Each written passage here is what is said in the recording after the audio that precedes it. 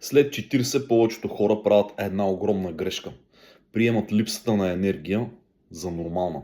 Не е нормално да бъдеш уморен, когато нищо не си правил. Не е нормално да нямаш сили за живота си.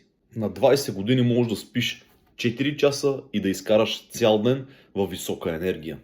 На 40 ставаш сутрин уморен, след обед ти се спи, вечер нямаш сили за семейство, до уикенда ти минава в опит да си отпочинеш. И знаеш ли кое е най-опасното?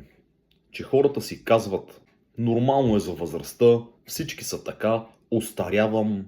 Не, възрастта не е присъда.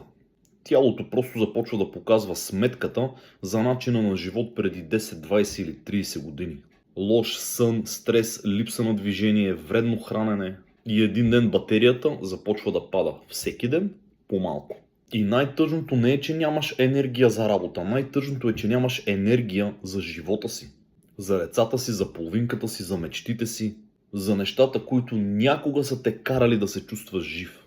Запомнете това, не приемайте за нормално състояние, което те кара да живееш с по-малко мощност. В крайна сметка живота не е създаден да минаваш през него уморен в опит да си отпочинеш. Коментирай със сърце, ако си съгласен с това, което казвам. Ако искаш да научиш повече информация и те интересува темата здраве, пиши ми на лично съобщение. Благодаря ви.